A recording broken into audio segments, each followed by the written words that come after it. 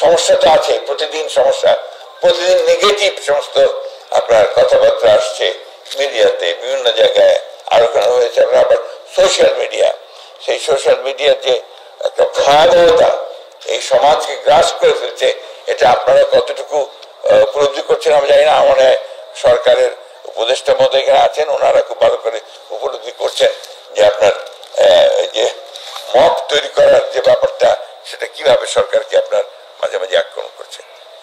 শাসনের ক্ষেত্রে যেটা বলা হয়েছে, মনে হয় আপনার গভর্নেন্স আসলে এখন সেক্রেটারিয়েটে কিছুটা থাকতে পারে, বাইরে গভর্নেন্স বলতে খুব বেশি কিছু নাই, চলছে আপনার সবাই মিলে কোঅপারেট করছে বলে চলছে।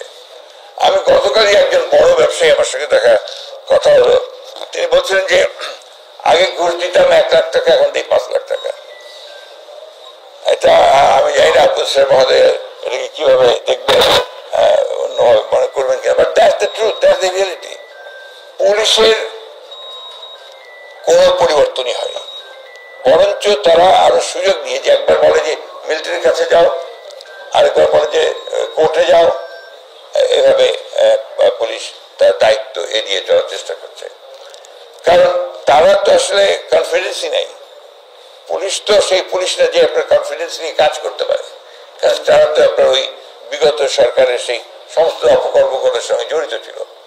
ফলে এই জিনিসটা এত সহজ নয়। আমি জিনিসটা বলতে চাচ্ছি, এই জিনিসটা এত সহজ নয়, এটাকে রাতারাতি আমরা সবকিছুকে বদলে ফেলতে পারবো না। আবার তাই বলে যে আপনার দীর্ঘকালের জন্য গণতান্ত্রিক চর্চাটাকে বাদ দিয়ে এটাকে ঠিক করার জন্য কাজ করতে থাকবো, এটা আমি ঠিক বুঝতে পারি। আমি যেমন এখনই কবির সাহেবকে বলছিলাম পাশে, যে কোনো কিছু চাপিয়ে দিয়ে কি কোনো কিছু করা যায়, একটা প্রক্রিয়া দরকার হয়, প্রসেস দরকার হয়। গণতন্ত্রকে তার প্রক্রিয়ার মধ্যে দিয়ে চলতে দিতে হবে। ভালো মন্দ প্রথম দিকে থাকবে, আবার ঠিক হবে, আবার যাবে, আপনার উত্থান পতন ঘটবে, কিন্তু একদম বাদ দিয়ে আবার এটা ঠিক করতে হবে, এটা ঠিক করতে হবে, করতে গেলে দেখবেন যে আমরা যেটা লক্ষ্য করছি সেটা ঠিক মতো কাজ করছে না। তাই আমরা রাজনৈতিক দল হিসেবে আপনার উপলব্ধি করেছিলাম আগেই, আমরা আপনার 2016 সালে এখানে প্রথম আবুল্লাহ আছেন, আমরা আমাদের দলের পক্ষ থেকে ভিশন 2030 বলে একটা আমরা আপনার কি করতে চাই, আমরা কিভাবে পরিবর্তনটা করা যাবে, সমাজ, অর্থনীতি, রাজনীতি কিভাবে পরিবর্তন আনা যাবে, সেই একটা ভাবনা আমাদের বেগম খালেদা জিয়া দিয়েছিলেন।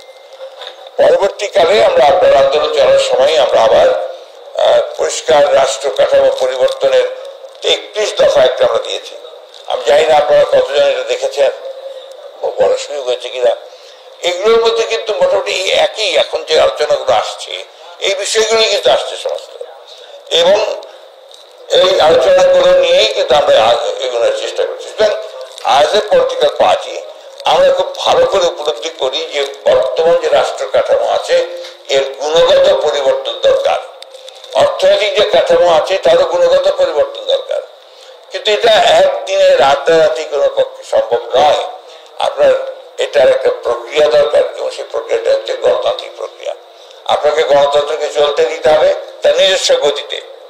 এটাকে আমি এইভাবে ঠিক করবো, এটাকে এইভাবে ঠিক করবো, এটাতে গণতন্ত্র ঠিক হয় না। গণতন্ত্রকে জনগণকে তার অধিকার প্রয়োগ করতে দিতে হবে, তার ভোট দিয়ে সে প্রতিনিধি তৈরি করবে, সেই পার্লামেন্টে তার আপনার জবাবদিহিতা থাকবে, আমলাদের জবাবদিহিতা থাকবে, কারো কোনো জবাবদিহিতা নেই কোথাও এখন, nobody is accountable to anybody now. তো সেই জন্য এই গণতন্ত্রের প্রক্রিয়াটাকে চলতে দিতে হবে, এবং আমার মনে হয় যে বিলম্ব না করে অতি দ্রুত ওই প্রক্রিয়াতেই আমাদের যাওয়া, তা বোধ হয় সবচেয়ে বেশি সমীচীন। এ নিয়ে আমাকে অনেক অনেক অনেক কথা বলে, আমাদেরকে বলে আমরা শুধু আপনার নির্বাচনের কথা বলি। নির্বাচনের কথা তো আমরা বলি, আমরা ওইটাই বিশ্বাস করি বলে। আমরা বিশ্বাস করি যে আপনার একটা লিবারেল ডেমোক্রেটিক পার্টি হিসেবে আমরা গণতন্ত্র প্রতিষ্ঠা করতে চাই, সেটার একমাত্র পথ হচ্ছে গণতান্ত্রিক উপায়ে জনপ্রতিনিধিদেরকে নির্বাচিত করে তাদেরকে পার্লামেন্টে পাঠিয়ে তাদের কাছ থেকে আপনার দেশ পরিচালনা করতে হবে, এবং তারাই চালাবেন, তারাই সবকিছু করবেন। ভুল ত্রুটি থাকবে তো ওর মধ্যে থেকেই সেটা ঠিক হয়ে আসবে। তা তার প্রক্রিয়ার মধ্যে দিয়ে।